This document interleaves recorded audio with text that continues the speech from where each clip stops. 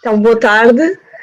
Obrigada ao Rui e ao Zé Maria por estarem presentes aqui hoje na segunda edição, o segundo lançamento destes diálogos imediatos à volta da paz perpétua, cujo mote é mesmo o espetáculo ainda não estreado do Teatro Estúdio Fonte Nova. O Teatro Estúdio Fonte Nova preparava-se no dia 13 de janeiro para estrear pela segunda vez a Paz Perpétua, do Juan Mayorga, já que a primeira tentativa no ano passado foi suspensa devido ao contexto que vivemos. Infelizmente o mesmo aconteceu este ano, e enquanto a estreia não acontece, propomos estas conversas online para discutir tópicos relacionados com o texto. O de hoje, proposto pelo encenador José Maria Dias, é a prepotência de poder. Vamos ter mais tópicos ao longo do mês e até abril, com vários tópicos propostos pela equipa e com vários convidados. Agradeço mais uma vez já ao Rui Matoso e ao Zé por estarem aqui hoje e por irmos contribuir para este diálogo extenso à volta da paz perpétua. Vou passar a apresentá-los para depois começarmos então a dialogar. Quem nos está a ver poderá fazer comentários, perguntas, lançar mais debate para então discutirmos sobre este tema tão abrangente.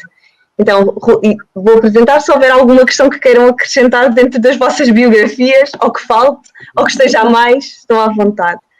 Rui Banhas Matoso é gestor e programador cultural, investigador de novos mídias e tecnologias pós-digitais, sistemas ecológicos e políticas culturais. É professor na Universidade Lusófona, na licenciatura em Ciências de Comunicação e da Cultura, ramo de Gestão das Artes e da Cultura e no mestrado em Programação e Gestão Cultural. É membro da European Expert Network on Culture, da Rede Internacional de Especialistas em Políticas Culturais e da Academia de Produtores Culturais. Enquanto membro da direção da Associação Agostinho da Silva, implementou o projeto de digitalização e divulgação científica financiado pelo Instituto Camões e Centro de Filosofia da Faculdade de Letras da Universidade de Lisboa. É doutorando em Ciências da Comunicação e mestre em Práticas Culturais para Municípios. O José Maria Dias é um encenador da Paz Perpétua e é diretor artístico do Teatro Estúdio Fonte Nova e do Festival Internacional de Teatro de Setúbal. É licenciado em Estudos Teatrais de Teatro e Comunidade pela Universidade de Évora. Conta com mais de 50 encenações de atores tão variados como Gil Vicente, Armando Nascimento Rosa, Bernardo Santareno, Luís Vital Monteiro, Augusto Strindberg, Edward Bond, Bernard-Henri Colté, Arnold Wesker, Finisterra ou Natália Correia. Leciona no curso profissional de interpretação da Escola Secundária Sebastião da Gama, em Setúbal, e tem apoiado técnica e pedagogicamente várias associações, clubes de teatro e diversas escolas do distrito de Setúbal. Exerceu também a função de coordenador cultural da delegação do INATEL de Setúbal. Muito agradecida aos dois mais uma vez. O Rui tem falado e abordado muito a questão de poder. Passo a primeira pergunta para ele, antes de criarmos aqui um diálogo mais interativo entre os dois, e como foi o Zé que propôs este tema também, qual é que é o contexto deste tema dentro da paz perpétua, mas a primeira pergunta que lançava para os dois, e passo primeiro ao Rui para responder talvez, é como é que acreditam que esta prepotência de poder se manifesta atualmente na nossa sociedade e qual é que acreditam que é a ligação à paz perpétua. Rui, tem o micro desligado. Peço desculpa, estava a dizer boa tarde a todos e a todas e em primeiro lugar quero agradecer o vosso convite, obviamente, para participar neste diálogo imediato e felicitar-vos pela peça, pela escolha da peça, que é uma peça, um texto belíssimo do Juan Mayorga, e felicitar toda a equipa, os encenadores, a cenografia, etc. Tudo aquilo que eu pude também consultar no texto agrada-me bastante e parabéns por tudo isso. Eu devo dizer que pronto, só li a peça do Juan Mayorga, não li de facto ainda a obra homónima do Immanuel Kant, mas acho que a Patrícia estava a referir à peça, obviamente.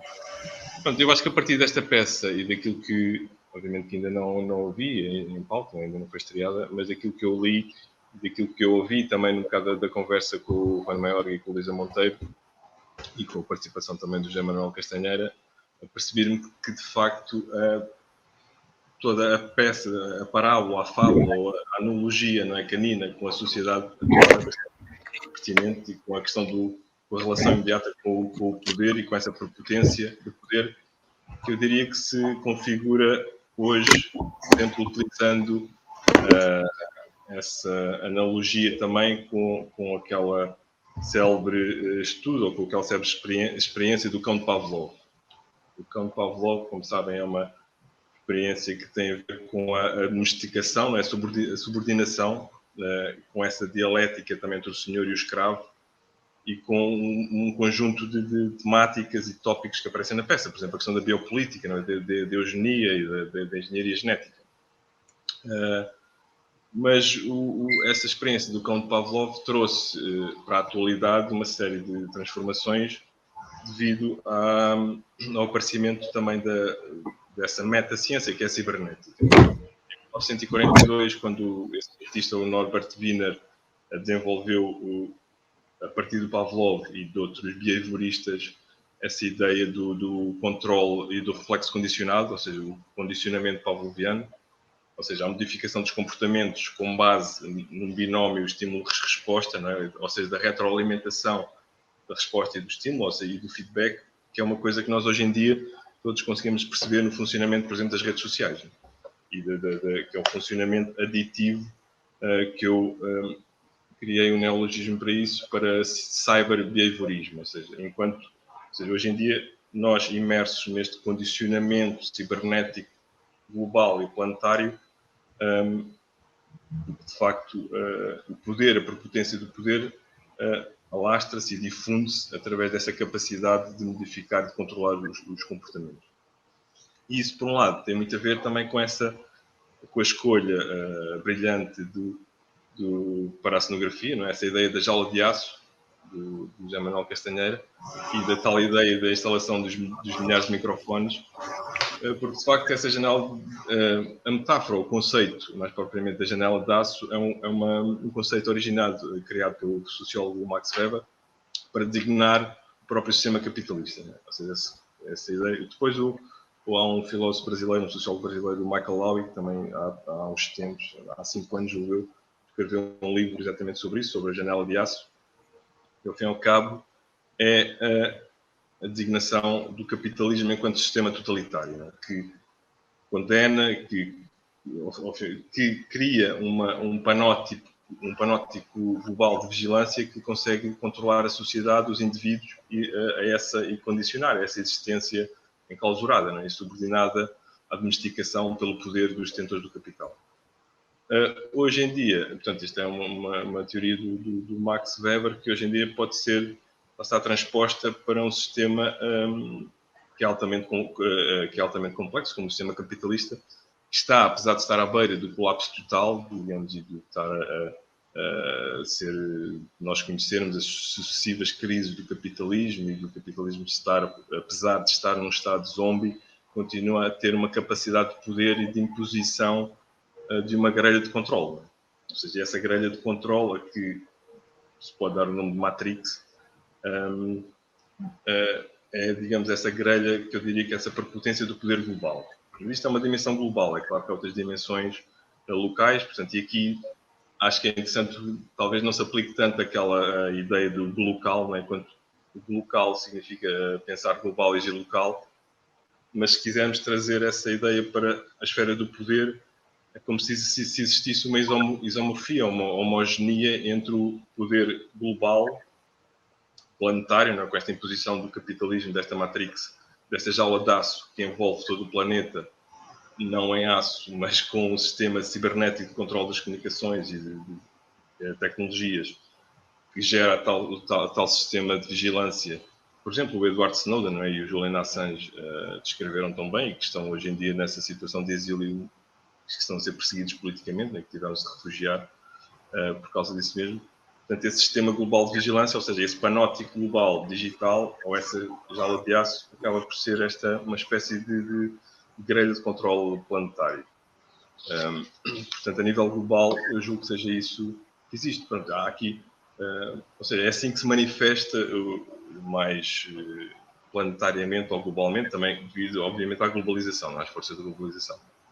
Só para terminar, e para passar também a palavra ao José Maria ou à Patrícia, também só em termos mais, talvez, filosóficos ou conceptuais, há um outro conceito do Heidegger, não é? Que é o Gestalt, que é um termo alemão que remete para esse enquadramento, o enquadramento, ou seja, também mais uma vez uma espécie de grelha lançada pela técnica, pela tecnologia e pelo uso fáustico da tecnologia, ou seja, o uso fáustico aqui por contraponto a um uso promoteico, não é? Ou seja, como se existisse durante a modernidade e durante o desenvolvimento do capitalismo, fosse a técnica que não é, eu pelo menos não sou tecnofóbico, não tenho nada contra a tecnologia, não tenho nada contra o uso da técnica, porque a técnica, eu tenho essa concepção que a técnica é originariamente uma extensão humana, uma extensão do corpo humano, de uma utilização dos objetos e de ferramentas que amplificam e comparar até a ideia de prótese. Mas se a técnica for usada do ponto de vista fáustico, ou seja, do ponto de vista da exploração e da extração das energias do planeta, ou seja, da extração das energias fósseis, da extração dos minerais, da devastação das florestas, etc. Isso criou, portanto, essa grelha que é o Gistel, né? Também o Heidegger, ou seja, que é um conceito paralelo. Portanto, e tudo isso, ao fim e ao cabo, pode confluir nessa ideia da jaula de aço como metáfora desse poder global. Podemos desenvolver mais aqui um bocado, mais alguma coisa? Sim. Zé. Ok. Eu queria também já agora felicitar e agradecer ao Rui a sua participação nestas nossas conversas e agradecer também a forma como ele fez aqui portanto, um paralelismo entre a nossa grelha, a grelha de aço e a gaiola de aço, em que evolui, de certa forma, portanto, a peça do Maiorca, a Paz Perpétua, e ao lançarmos aqui também, neste caso, aqui também uma visão um pouco mais abrangente àquela que nós, e agora muito honestamente, não tínhamos pensado. E é curioso porque isto também faz parte um pouco do nosso métier, que é conforme as coisas vão aparecendo e conforme vamos experienciando as coisas e vamos trabalhando nelas, vão aparecendo sempre novas ligações e novas interpretações. E esta que o Rui está a fazer é muito curiosa, porque quando nós pensamos na gaiola, ou pelo menos aquilo que nós pensamos em relação à gaiola, eu e o Zé Castanheira pensámos numa questão de aprisionamento também e de controle, de certa forma faz ligação àquilo que disseste, mas mais de aprisionamento das personagens, daqueles 4 estereotipos de pessoas, cães, que se degladeiam entre si para atingirem um fim que é proposto no início. Ou seja, o objetivo de atingir um estado de que, para além do background cultural que eles já trazem, que é o atingir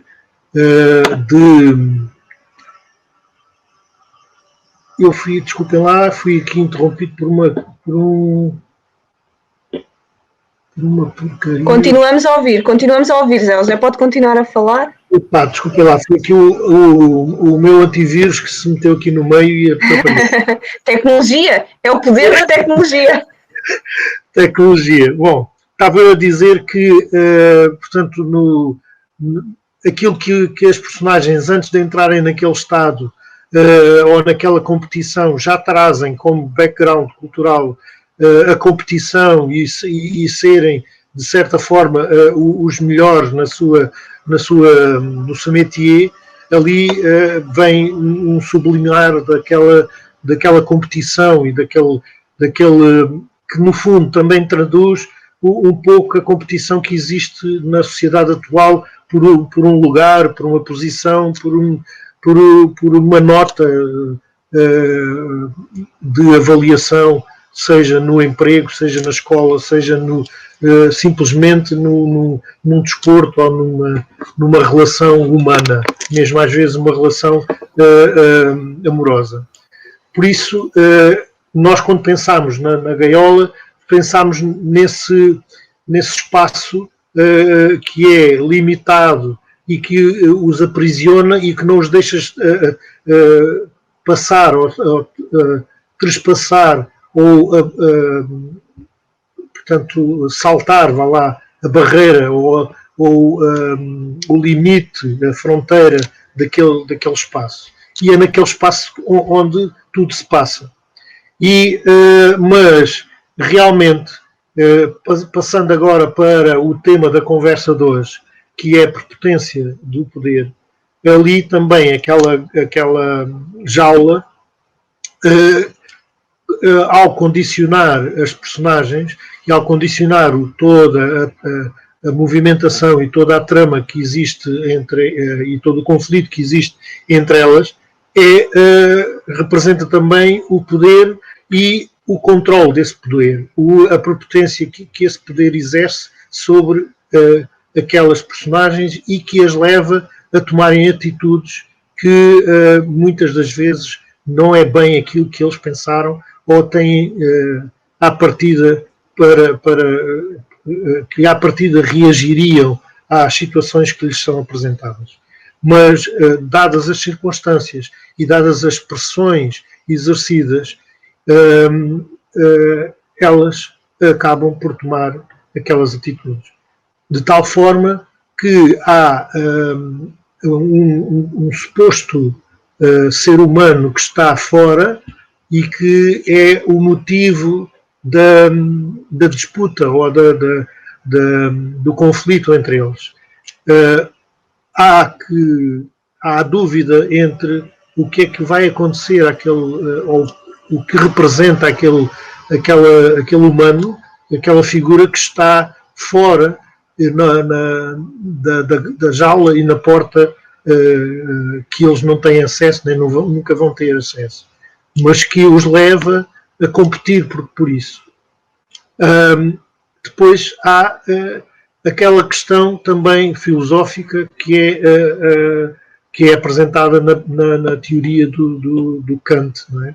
Que tem ao mesmo tempo a ver com a prepotência que nós aqui falamos. Ou seja, o poder quando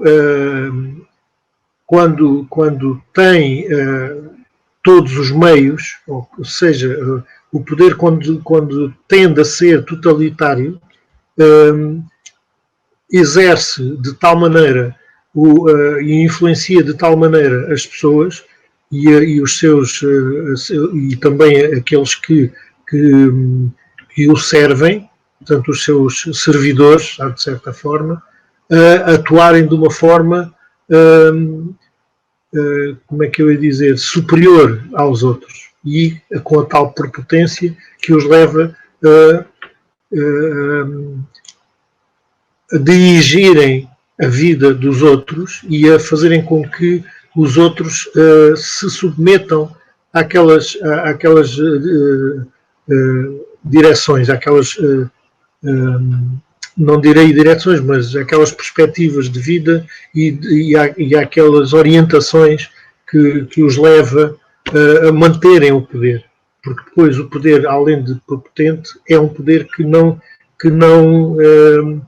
se autoavalia e que se perpetua. Não é? Vemos exemplos desses a toda a hora.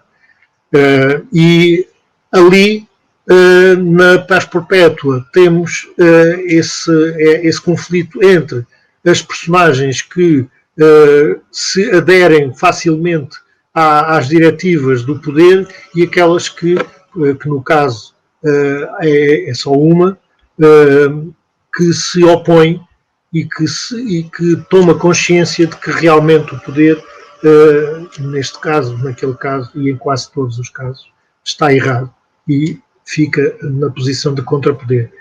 É evidente que depois há uma visão um pouco realista, talvez, ou uma visão um pouco mais pragmática que faz com que aquele que se opõe ao poder é esmagado por aqueles que aderem ao poder. É infelizmente, uma das conclusões a que assistimos a par e passo na nossa sociedade global. Não digo a sociedade portuguesa, mas estamos a falar numa sociedade global, e aqui entra a questão do capitalismo, realmente, aquela como que a rede e a gaiola de aço que o Rui referiu, do Max Weber, que é realmente a gaiola não só do capitalismo, mas também do tal poder que é, portanto, sufocante e controlador, não deixando que alguém consiga sair fora dessa grade, dessa rede, e que ele tenta fazer é esmagado pela própria rede. Para já, não sei, talvez. Obrigada, Zé. Eu ia só aqui acrescentar uma acha à fogueira para continuarmos o diálogo dentro, e não querendo arrastar esta grade de poder muito mais, mas só enquanto falavam veio-me aqui outra metáfora, talvez não tanto uma metáfora, mas mais uma significância desta grade do poder, que é a questão dos bystanders, quem fica a ver, porque o espectador assiste durante todo este tempo impotente a tudo isto que se passa, ou seja, a relação de poder, e acho que aqui as relações de poder são muito subtis e às vezes são quase silenciosas, como é que elas se desenvolvem e desenrolam, e a verdade é que esta grade, enquanto fazendo aqui um pequeno spoiler, quem não quiser está pelos ouvidos, mas tendo em conta que o espectador estará a ver de vários ângulos nesta grade, não é? Assiste durante este tempo todo com uma visão completa, mas estando sempre sentado e sempre impávido e sereno, um bocadinho às vezes como nós. Qual é que é o grau de atuação nas nossas sociedades relativamente àquilo que vemos e que assistimos? Depois, pronto, gostaria de ouvir também mais o Rui relativamente a este assunto, mas estava aqui a reler um bocadinho do artigo que o Rui escreveu sobre neuropoder, que já abordou um pouco no início também deste tópico quando começou a intervir, mas esta questão do poder, e o poder é um conceito muito abrangente, é um conceito muito subjetivo, e há diferentes tipos de poder, cultura. Já temos outra conversa aqui já agora também sobre poder, sobre a questão do hard power e do soft power, mas há aqui, a certa altura, neste artigo que o Rui escreve, em que diz que o poder produz saberes, mas também fabrica ignorância. Não havendo relação de poder sem a constituição de um campo de saber, nem saber que não se ponha, e não constitua ao mesmo tempo relações de poder. E é sobre essas relações de poder que se passam na paz perpétua, porque os próprios cães em cena têm relações de poder entre si, estabelecem relações de poder hierárquicas e às vezes muito marcadas. Eu gostaria também que puséssemos um bocadinho em cima da mesa. Não sei se o Rui quer avançar, senão eu dizia qualquer coisa. Sim, eu queria só, antes de chegar a esta, que a Patrícia agora estava a mencionar, as relações de poder. Pronto, quer dizer, ao fim e ao cabo, tudo isto que estamos a falar em relação ao poder, ou seja, o poder em si é uma existência relacional, não é? É uma essência relacional, ou seja, o poder agora pode ser acumulado e no ápice disso temos o poder absoluto, não é? O poder autoritário e as ditaduras, etc. Mas em democracia, em princípio, o poder estaria distribuído. Portanto, o poder seria sempre relacional entre os cidadãos, o Estado e as várias instituições. O que, de facto, também acontece hoje em dia devido a esta inscrição e à nossa vivência naquilo que se chama a sociedade do conhecimento, ou a sociedade da informação, com este panóplia de tecnologias e sob o efeito desta tal grade, em que o saber, de facto, é poder, não é? Como dizia Michel Foucault também, e que o poder, ou seja, para que haja também alguma transformação social, para além de, e isto é também a ideia marxista, digamos assim, para que haja uma nova consciência social, teria que haver um acesso aos meios de produção e uma distribuição dos meios de produção de outra forma. Ou seja, para que cada cidadão, para cada grupo, pudesse criar o seu próprio saber através do uso desses meios de produção. E isso, de facto, existe esse potencial, ou seja, por um lado, apesar da tecnologia estar sob um efeito fetichista, digamos, daquilo que é chamado de determinismo tecnológico, né? Ou seja, a tecnologia, devido aos poderosos e às grandes multinacionais e aos grandes oligarcas das tecnologias, né? De Silicon Valley, por exemplo, né? Há aquela... e conforme as tendências tecnológicas vão aparecendo, nomeadamente neste campo, aquilo que se chama as psicotecnologias, ou do neuropoder, o exemplo daquele novo produto que o Elon Musk está a tentar investigar, tentado preparar, que já está, julgo que já esteja a ser comercializado até, que é o Neuralink, o Neuralink, que é um chip para o cérebro, já tem sido experimentado em animais. Portanto, tudo isso pertence a estas esferas das psicotecnologias, ou seja, da interferência do poder tecnológico na produção do conhecimento, na produção de estados mentais, na produção de novos comportamentos, etc. Portanto, ou seja, o neuropoder seria essa última instância deste novo poder tecnológico e cibernético, que é, de facto, atualmente conjugado sempre, obviamente, com o capitalismo tecnológico e com o papel do Estado. Né? Ou seja, o Estado, por exemplo, nesta situação de pandemia, o que nós, para além do estado de emergência e dessa utilização contínua dos estados de emergência para lá estar a suspender a lei, não é aquela frase que está no texto do Juan Mayorga, às vezes é preciso suspender a lei para salvar, tem sido uma prática consecutiva, né? E não é uma prática de agora, pelo menos daquilo que eu me lembro da nossa geração, mais da minha geração, desde 2001, ou seja, desde o 11 de setembro de 2001, aquele flagelo que aconteceu nos Estados Unidos, né, da destruição das Torres Gêmeas, foi imposta uma nova lógica global de poder que parte um bocado desse princípio do estado de emergência, ou seja, as liberdades cívicas, as liberdades privadas ficam suspensas, todos os grupos sociais, artistas, agentes culturais, minorias podem ser escutados, podem ser vigiados, é aquilo que se chamou o Patriot Act, né, que o George Bush na altura legislou e que ainda hoje está em vigor, praticamente, e que diz que, de facto, toda a gente praticamente pode ser vigiada sem que o Tribunal Constitucional, por exemplo, ou sem que o Tribunal tenha que dar autorização. Portanto, é uma vigilância discricionária sobre todos e sobre tudo. Isso, por exemplo, e vocês imaginam o que é que isso significa no campo dos ativistas, não é? Se os ativistas sociais, os movimentos sociais se sentirem constantemente vigiados, tendem a diminuir a sua atividade.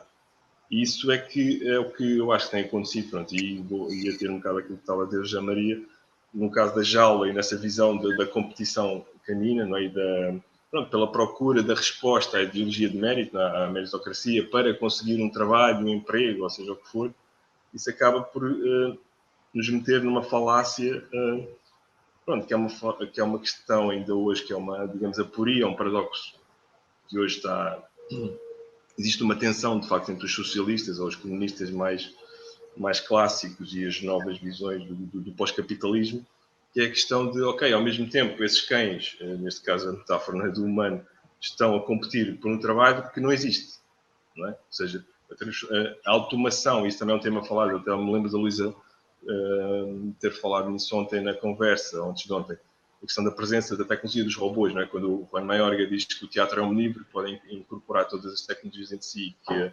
Luísa dá esse exemplo de poder, da existência de robôs dentro portanto, como significantes dramatúrgicos nas peças, também representa um bocado essa ideia de que, de facto, a automação chegou a todo lado, não é?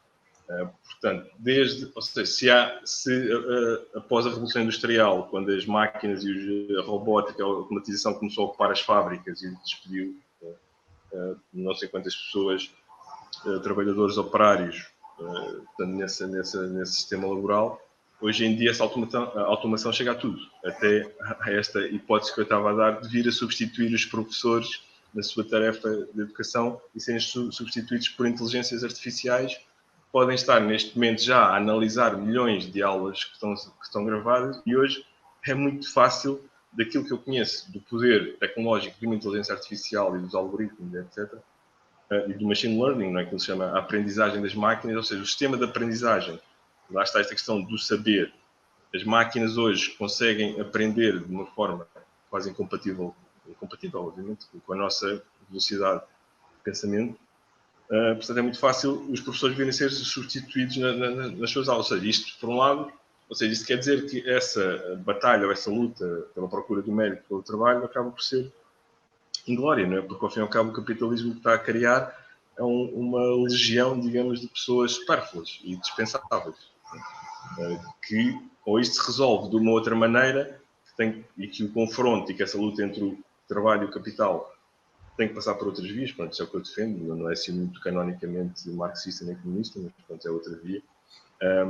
Passa, por exemplo, pela questão da utilização do rendimento básico incondicional e de uma alteração do valor do trabalho, não é? Porque ao mesmo tempo essa massa de pessoas, seres humanos supérfluos, que não encontram lugar no sistema de produção capitalista, ou seja, que não são necessários para a produção, também são incapazes de consumir, não é? Porque não têm rendimentos. Portanto, essa oferta, procura em que se baseia os mercados, a lógica do mercado e da mão invisível deixa de funcionar.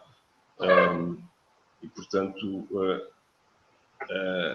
há, digamos, por outro lado, esta sociedade disciplinar, ou seja, esta sociedade de controle, não é? Gerada por esta grelha tecnológica, e agora vou aqui, ou seja, esta ideia da sociedade disciplinar do Foucault, que depois foi trabalhado pelo Deleuze para a sociedade de controle, que é a nossa sociedade mais digital, e também a questão da sociedade do espetáculo do Debord. Ou seja, essas três análises críticas de como a sociedade contemporânea funciona, ao fim e ao cabo, indicam que esta sociedade, que este tipo de capitalismo, o que faz é produzir também, para além de pessoas supérfluas, subjetividades dóceis, né? Ou seja, na produção de corpos e de subjetividades dóceis do ponto de vista político, que levam a uma certa inércia social e uma paralisia do seu próprio ativismo, né? E aqui a questão da mobilização, nomeadamente dos jovens, é uma questão que tem que ser tida em conta para além da grelha. Para além da grelha ou da jaula. Não sei, para já era isto que eu... Obrigada, Rui. Zé? É assim, a questão do público estar, portanto, a ver de fora, é como se fossem voyeurs daquilo que está a acontecer e sem poderem agir. Portanto, são voyeurs passivos que veem desenrolar portanto, os acontecimentos à sua volta, e isto fazendo o paralelismo com a questão dos média e do poder que os média têm neste momento em relação à construção, e aqui construção entre aspas, da mentalidade e da criação de poder crítico ou da ação crítica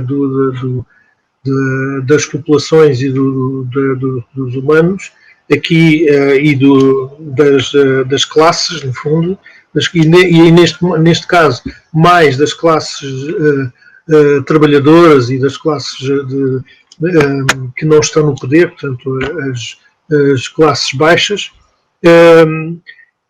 faz com que também aí a primeira ideia de encenação que eu tive e que depois falei com o José Castanheira foi em relação mesmo a isso, em que o público ficasse numa posição de voyeur e expectante, não no sentido de espectador, mas expectante em relação ao que está a acontecer, sem poder intervir. E mesmo que quisesse intervir, há qualquer coisa que não o deixa intervir, que é a grade que os separa da ação, daquilo que está a acontecer.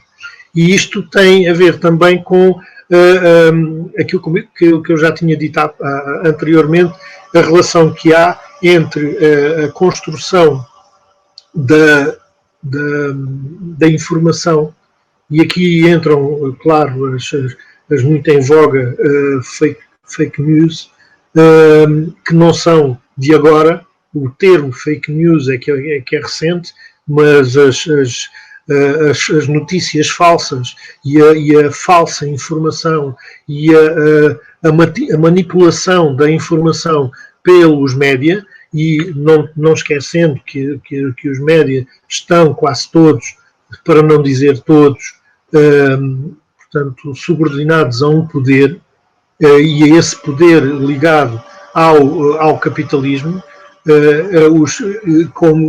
portanto, essa manipulação do saber e do poder crítico faz com que as pessoas fiquem nesta posição de voyeurs e não poderem atuar, não poderem serem intervenientes e atuantes.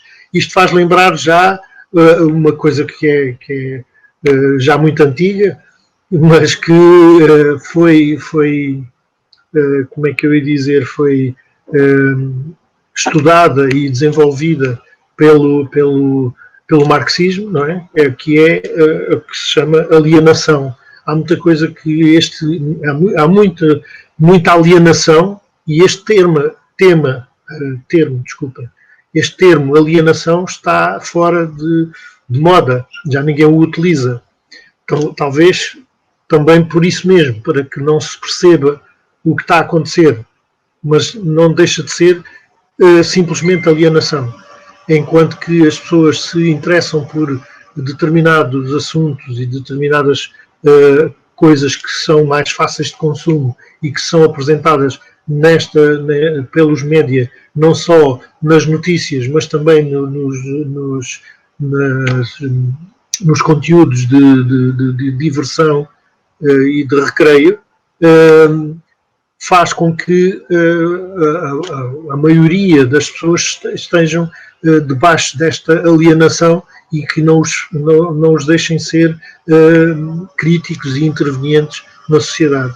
Portanto, isto também tem a ver com a tal prepotência do poder. O poder, ao exercer essa prepotência, utiliza todos os meios, e este é um deles, já para que o seu poder continue a perpetuar-se. Queria também já agora fazer aqui uma referência àquilo que o Rui disse em relação ao... Espera lá, que tinha aqui uma nota.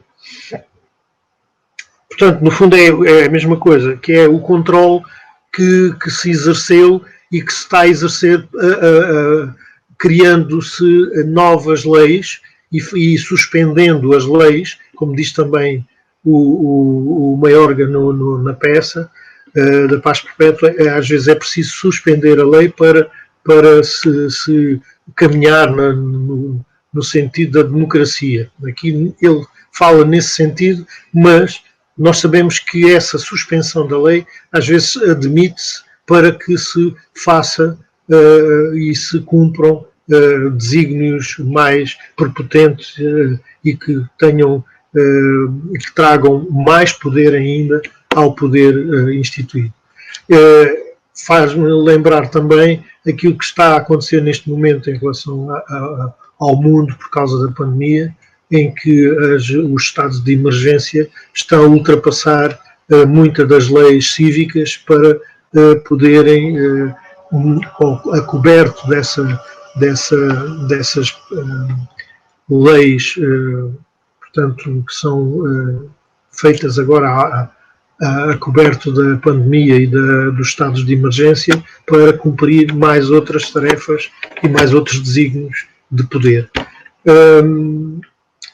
Penso que esta questão também do controle dos comportamentos, que é, no fundo, aquilo que se fala na peça, porque a questão da substituição das pessoas por máquinas pode ser também uma maneira de criar novos comportamentos, novos padrões, melhor dizendo, novos padrões de comportamento. Se as máquinas conseguem ser mais eficientes, entre aspas, que o ser humano em algumas tarefas, essas tarefas feitas pelas máquinas começam a ser padrão.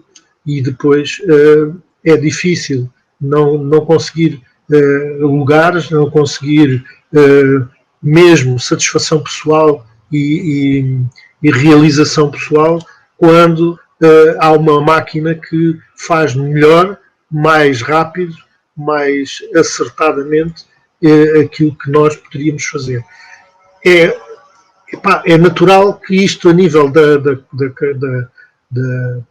do desempenho económico, como se costuma dizer agora, o desempenho económico seja mais fácil ser feito por máquinas do que por humanos, com todas as relações de trabalho que existem e, portanto, saltando por cima de todos os direitos dos trabalhadores, as máquinas não têm horário, as máquinas não precisam de se alimentar da mesma maneira, não têm necessidades, enfim, todas essas questões que vão pôr em causa a nossa presença. A nossa, quando falo em nossa, falo nas classes inferiores entre aspas, não é? Em relação à hierarquia das classes no sistema capitalista.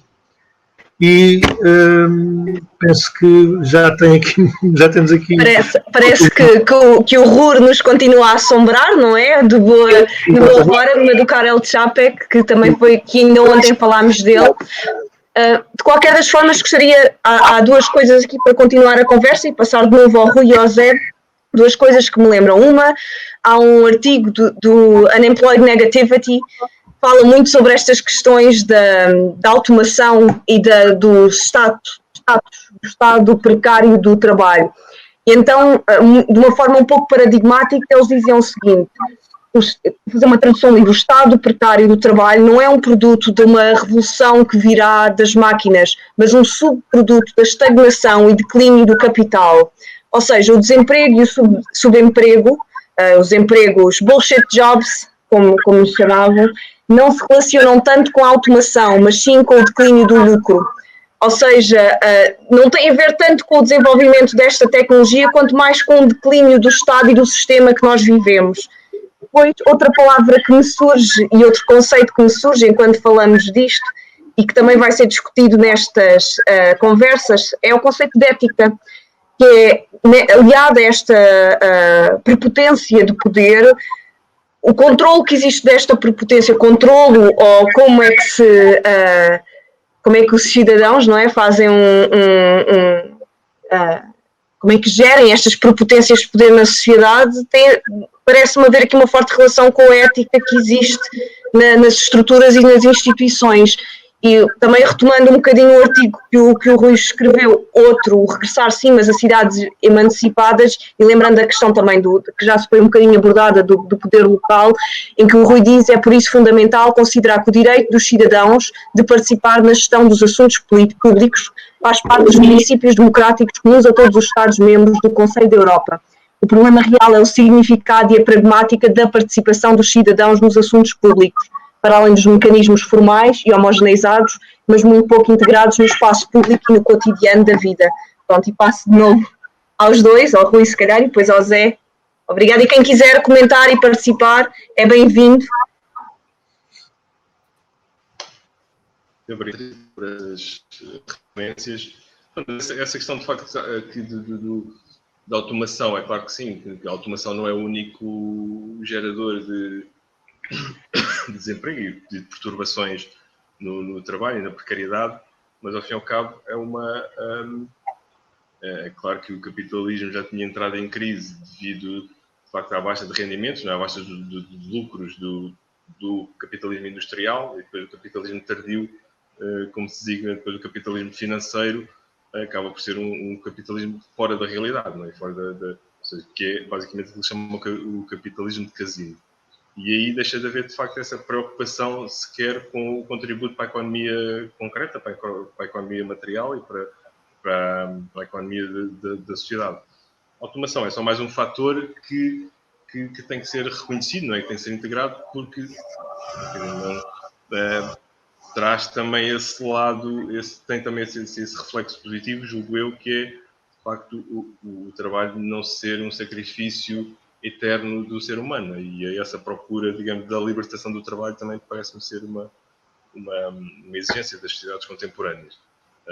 E daí também essa relação possível com o rendimento básico incondicional e com outras formas de organização social que permitam os cidadãos, as pessoas, os indivíduos terem opções diferenciadas para além dessa contínua luta e desse sacrifício e dessa pena, não é? Desse pecado e dessa expiação desse pecado de não ter trabalho, dessa responsabilização pelo facto de não terem trabalho e dessa... pronto, isso também tem essa ligação, essa dimensão religiosa do próprio capitalismo, do capitalismo enquanto uma representação de um Deus, não é? Do Deus dinheiro, que obriga à expiação dos pecados e obriga à interiorização dessa responsabilidade e dessa falha, dessa revolução. Agora, é interessante também teres de facto mencionado esse meu texto que tem mais a ver com o poder local, não é? Porque, de facto, como eu estava a dizer ao início, este poder, ao fim e ao cabo, é isomorfo, não é? Ou seja, tem essa dimensão global que tem esta configuração que nós estávamos aqui temos estado a discorrer sobre ela, a questão da jaula, a questão da vigilância, não é? Há aquela ideia também que aparece no texto, que é do espectador-câmara, não é? Que tem a ver com aquilo que o José Maria estava a dizer do espectador-voyeur. Isso, não sei onde é que ele foi buscar esta ideia, mas certamente terá sido ao Dziga Vertov, não é? Ao cinema olho do Dziga Vertov. Mas isso, ou seja, o espectador-câmara, para mim, ou seja, no contexto do texto da peça, pode ter esse pendor mais voyeurista, mas se formos pelo lado mais revolucionário do Dziga Vertov, o olho, o cinema olho, não é? O cidadão que cria a sua própria representação da realidade, independentemente das vontades e do poder mediático global, é de facto uma emancipação desse sistema de alienação, não é? E da inércia. E eu acho que é curioso, ou seja, há aqui um fenómeno estranho, é curioso, mas é estranho, porque de facto nunca houve a possibilidade do acesso aos meios de produção, nunca foi tão distribuída aos processos de produção das tecnologias, não? Ou seja, nunca houve tanto acesso facilitado à tecnologia, qualquer pessoa quase hoje em dia tem um computador. Portanto, isso também se liga à questão de porque é que então os meios de comunicação, os mídias, né, que continuam a ser tão influentes e que ainda são, digamos, propriedade dos oligarcas, das multinacionais e do capitalismo. Ou seja, como é que, apesar de ter havido esse acesso aos meios de produção e esses meios de produção terem estabelecido uma nova relação social, né, também promovido pelas redes sociais, independentemente do sistema, acabaram por não criar meios e conteúdos de informação muito mais diferenciados. Pronto, isto leva-nos também ao nível local. Por exemplo, ao nível local, e a democracia local tem estado quase a funcionar como um espelho daquilo que se passa no poder global, porque, quer dizer, nós continuamos a assistir, pelo menos desde o 25 de Abril, a esse abuso e essa acumulação do poder em figuras como o Presidente da Câmara, não é? Desde o 25 de Abril, isso parece que não se tem alterado esse balanço da democracia participativa para a democracia participativa local. Ou seja, quando nós vemos figuras internacionais abjetas como o Trump ou o Bolsonaro, quase que é possível transpor isso hoje para a nossa realidade local e dizer que aquele é um cacique. Ou seja, aquela pessoa que quer definir toda a realidade, quer interferir na cultura, quer programar o teatro, quer definir a sua política cultural sem ser participativa. Pronto, e tem havido alguns exemplos desses. Por exemplo, no Porto, ainda o ano passado, houve aquela questão da censura, né, no Teatro Rivoli. Ou seja, e toda essa dimensão consensual da política local acaba por ser quase um efeito muito idêntico ao efeito dessa igualdade das mentes e dessa, digamos, normalização e desse padrão que acontece por via também da tecnologia. Pronto, aqui há vários efeitos, por exemplo, no texto, só vou me referir ao texto, também lá numa das partes, quando se refere é dito assim, este sítio, eles estão numa sala, né, lá dentro da jaula, e alguém diz assim, já não me lembro qual é que é a personagem. Este sítio é alucinante, não é? Tem dispositivos do caraças, tecnologia de ponta para te medir tudo. Ou seja, esta função da biométrica que integra todas estas tecnologias de vigilância, de facto, hoje em dia conseguem fazer uma digitalização do corpo e da mente, não é? Portanto, desde a agudeza visual, e isto é referido no texto, a agudeza visual, o ADN, os reflexos, as proporções, toda a métrica facial. Agora, o que de facto há aqui um problema, acho eu, que é toda esta jaula, não é? Esta jaula também é uma espécie de armadilha. Ou seja, a armadilha, as tecnologias e as redes sociais, não é? Essa metáfora da rede, como por exemplo a rede de pesca, com que se pesca os peixes, são armadilhas também, não é? Ou seja, a ideia de rede pode ser uma ideia também de armadilha. E como é que isso gerou, por exemplo, um fenómeno, uma tendência, por exemplo, aquilo que se chama os selfies, não é? Porque é que as selfies apareceram? Será que é só por uma função do narcisismo individual? Ou será que terá sido uma indução da própria indústria do reconhecimento facial? Ou seja, essa indústria do reconhecimento facial necessitou criar uma base de dados, um arquivo imenso, para que depois as máquinas, através daquilo que se chama aprendizagem, né, o machine learning, conseguissem decifrar, analisar os rostos e testar as suas tecnologias. E eu acho que, pronto, por outro lado, é aquilo que o Marshall McLuhan designou como narcose de narciso, né? Ou seja, parece que as tecnologias têm esse efeito narcótico e que esse efeito narcótico acaba por se contaminar com essa tendência narcisista. E aí criou esta dimensão das selfies, que, ok, é um fenómeno da cultura visual também, mas que eu acho que de facto foi manipulado, lá está, e controlado pelas indústrias. Portanto, às tantas parece que nós, o nosso cérebro, a nossa mentalidade não está ainda, não atinge um equilíbrio suficientemente e uma maturação que nos permita lidar de forma crítica com esta avalanche tecnológica. Portanto, aqui também a questão da aceleração, o aceleracionismo.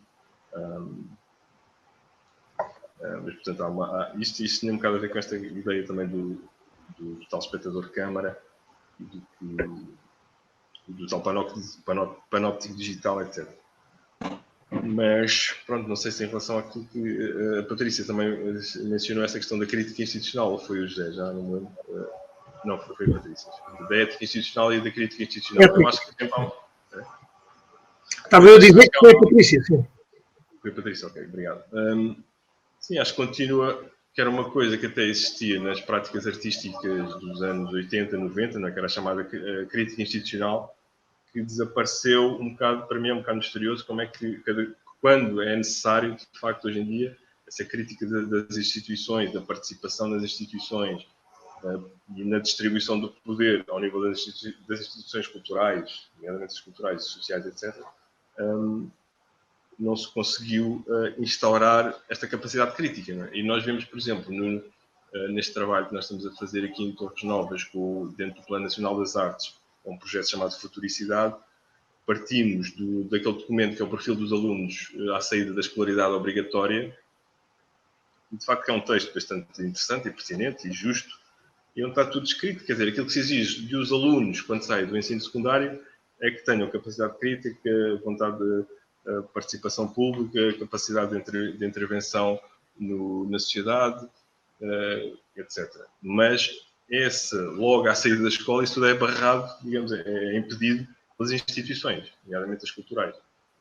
Portanto, há aqui alguns desfazamentos que, ao nível local, não é, onde é possível a existência de práticas materiais, concretas, não é, da relação com a cidade, com a dimensão local, aí já não é tanto essa grelha, digamos, da jaula, essa grelha cibernética, mas é outra barreira, que é aquilo que eu chamei de política firewall, que é uma política que, digamos, não permite o acesso dos cidadãos às instituições, de uma forma aberta, plural, livre, etc. etc. Portanto, e daí entrarmos também, depois naquela questão que no extremo vai parar quase à banalidade do mal, não é? Ou seja, tudo isso acontece porque alguém cumpre ordens, vem não sei onde, de um chefe superior, que não se sabe bem quem é, que foi dito não sei onde.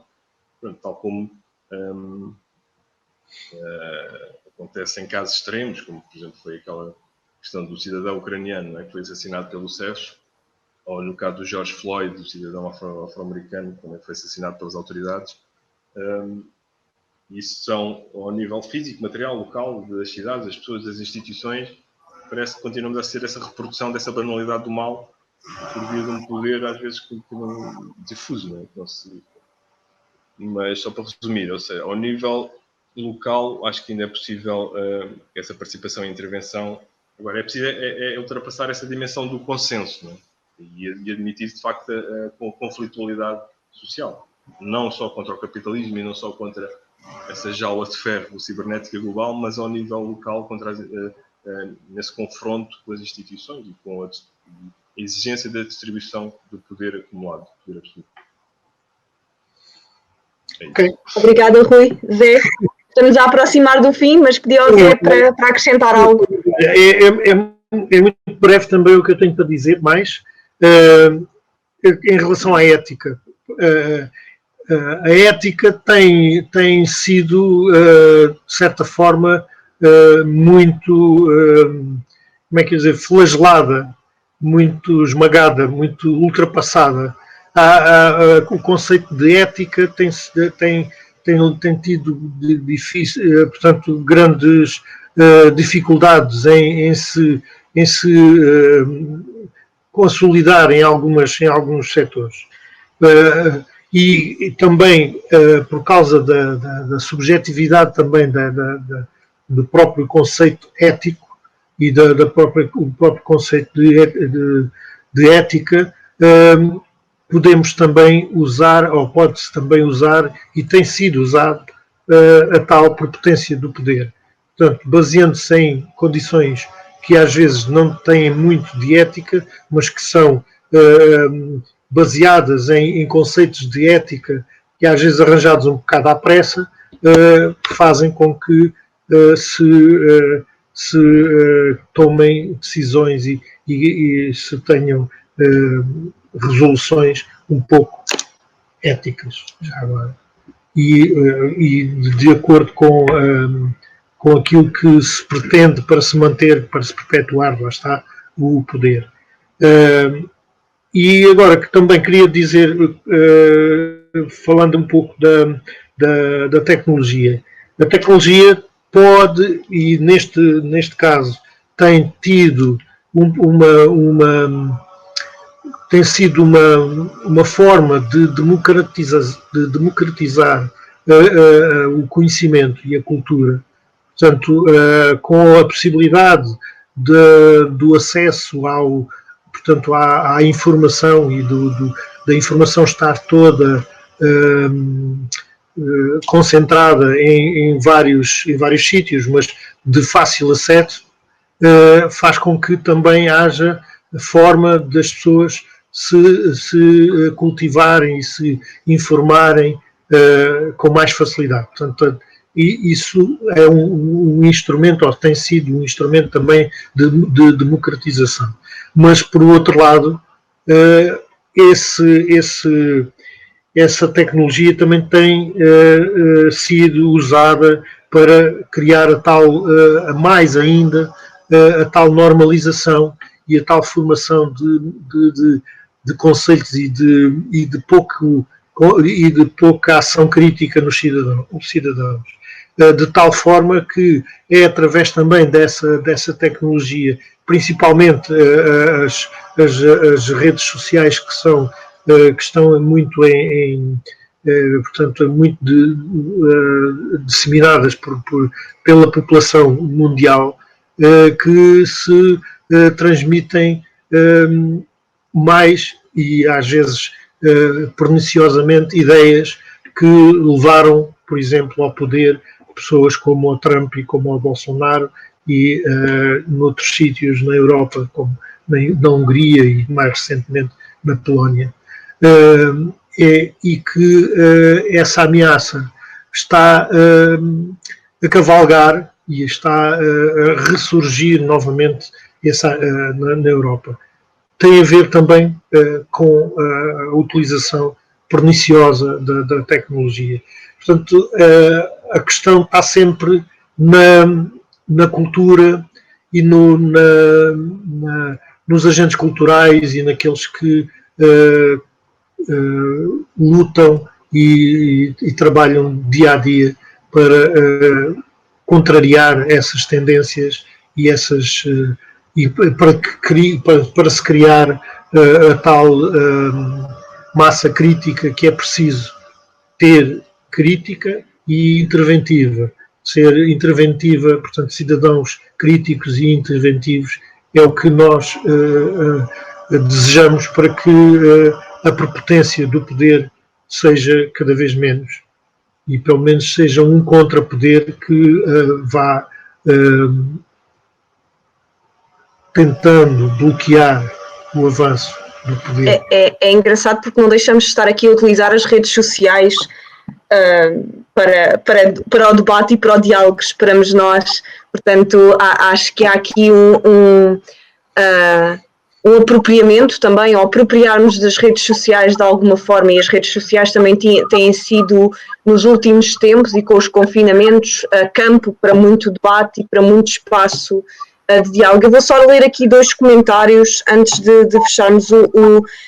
O Rui Rosado diz: acho sinceramente perigoso, na minha opinião, uma provável sociedade a que eu chamaria sociedade das ausências, em que habilmente conduzidos pelo sistema chegaremos a uma ausência de nós próprios, fruto da alienação perfeitamente organizada e ofertada. O que restará de nós? Será que futuramente nos conseguiremos reconhecer? E a Luísa Monteiro diz: jaula sim, mais armadilha. Na medida em que o humano, cada vez mais dotado, mais inteligente, sofre um esvaziamento axiológico, um definhar daquilo que o caracteriza enquanto ser sensível e racional. A era do humano heterodénico, em que após ser considerado um temor, expulso das emoções, cria-se frankensteinamente, bionicamente num outro. Não se sabe o que virá a ser no âmbito humano, que humano teremos no futuro.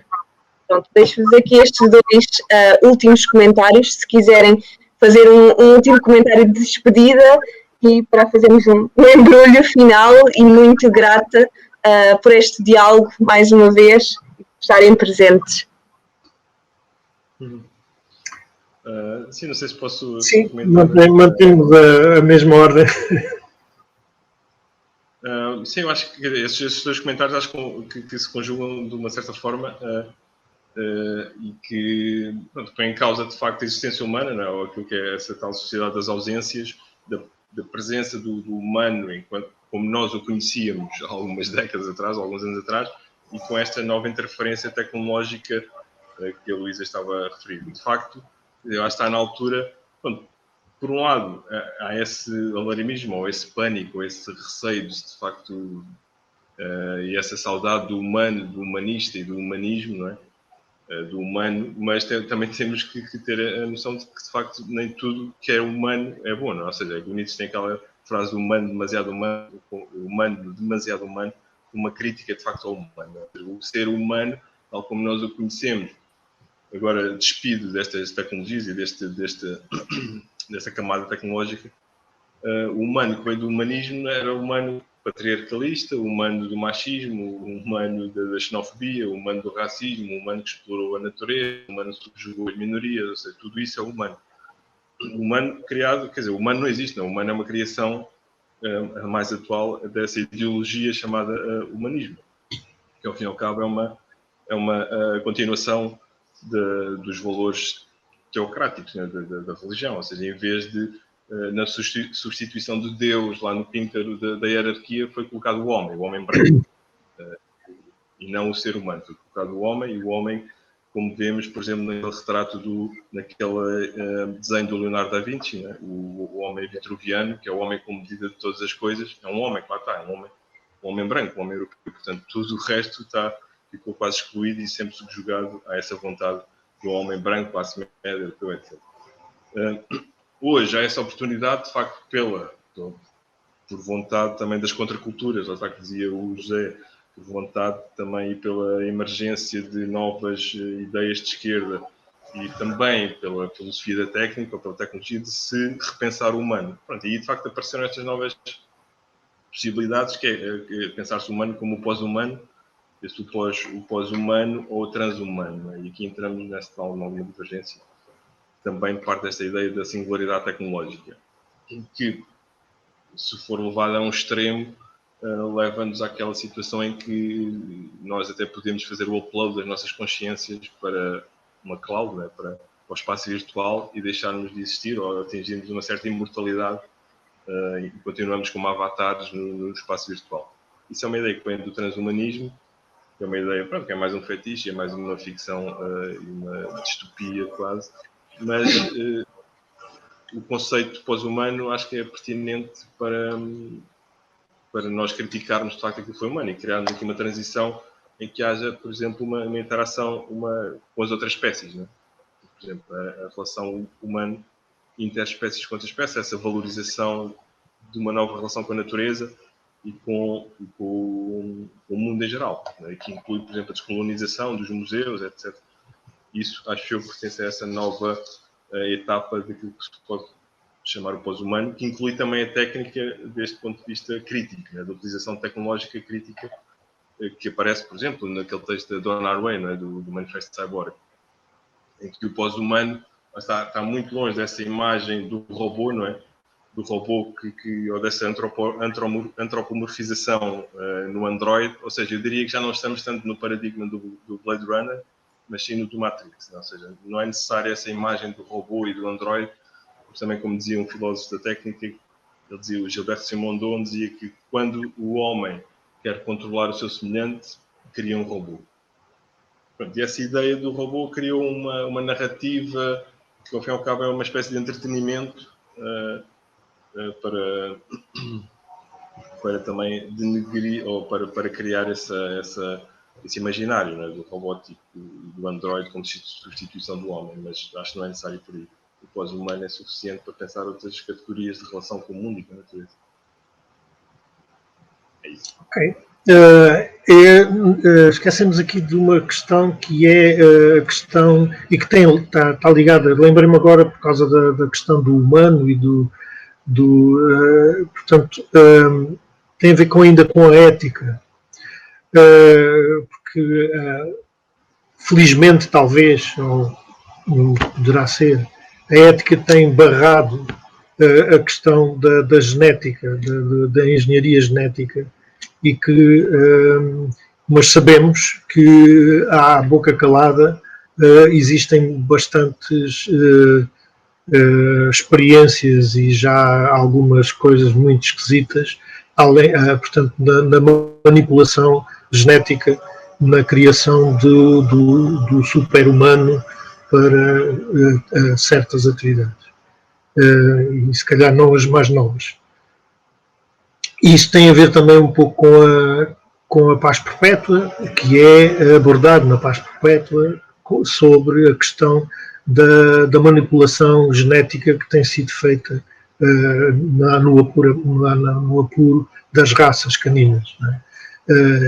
Não sei até que ponto isto pode ser posto em cima da mesa da forma tão direta como eu estou a fazer, mas eu tenho receio, e se calhar um receio bastante fundado, de que esta questão da manipulação genética nos humanos está a ser feita pela calada, para que não se levantem questões éticas, mas que ao mesmo tempo se cumpram alguns desígnios que talvez não sejam os mais nobres.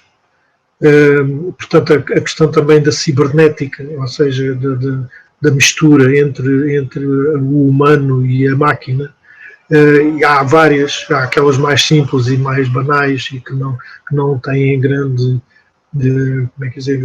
repercussões éticas, como por exemplo uma prótese de um membro ou sei lá, outra coisa do género, mas não sei até que ponto não haverá também esta questão da cibernética misturada com a genética e que as coisas sejam ser levadas para esse campo.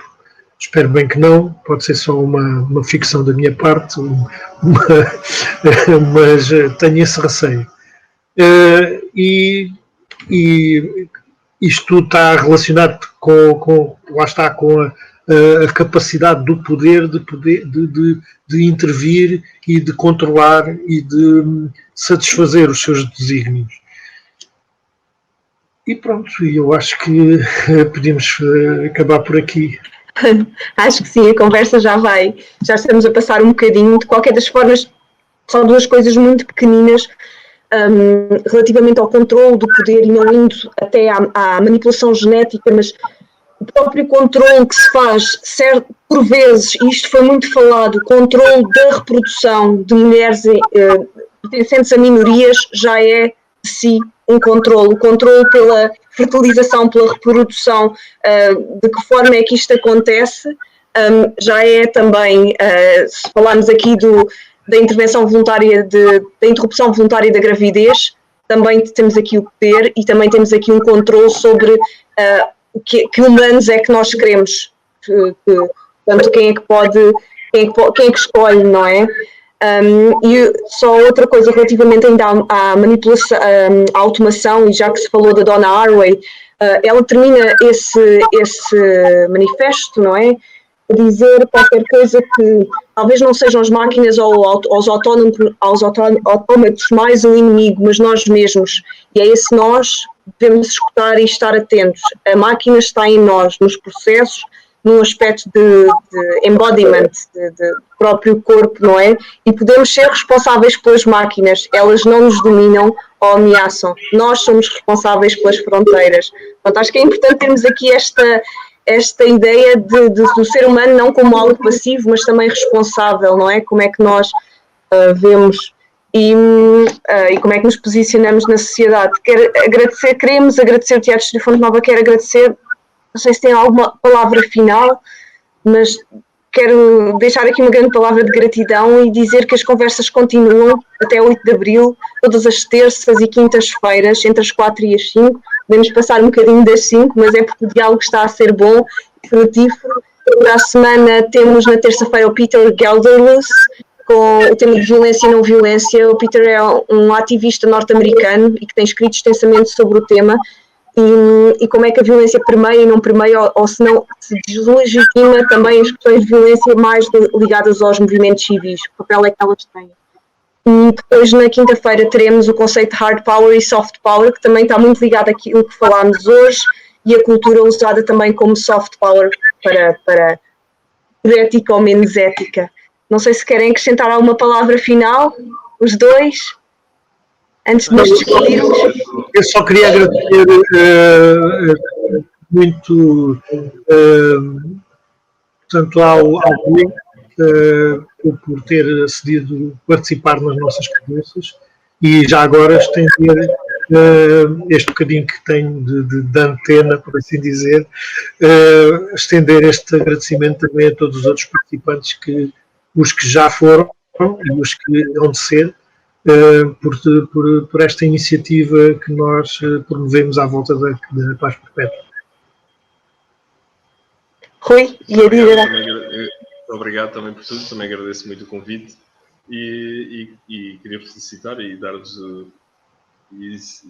que tenham muito boa sorte e que corra tudo bem com a estreia. A Paz Perpétua há de estrear. Exato. Não, mas ia só resumir, se calhar, aquilo que vocês estavam a dizer em relação a essa questão toda da engenharia genética e da manipulação, ou seja, desde que foram realizados aqueles projetos a nível europeu e mundial, né, do genoma, né, da descodificação do genoma e também, mais atualmente, a descodificação do cérebro, todo o corpo, quer a mente, são praticamente descodificadas pelas máquinas. Né? E que isso se pode resumir naquela ideia, naquela filosofia e naquele estudo crítico que é a biopolítica. Né? Ou seja, a biopolítica e a pandemia, ao fim e ao cabo, é uma forma de biopolítica se pensarmos, por exemplo, nestas circunstâncias em que estamos a viver em relação às vacinas. Não é? Como é que é possível, num estado de emergência, que é uma situação, uma certa suspensão da lei, que deve ser utilizada a bem das populações, como é que as vacinas ainda não foram libertas das suas patentes e não são produzidas por laboratórios públicos? Exato. Como é que o poder do capital e dos mercados continua a ter esta prepotência toda num estado de emergência? Parece que pronto, é quase como os cães estão dentro de uma jaula e mesmo assim ainda há quem tenha poder para esmagá-los um bocado mais. Não é? Com esta questão pelo menos das vacinas e da ausência. Isto, ao fim e ao cabo, também se pode resumir naquilo que é o chamado capitalismo de catástrofe.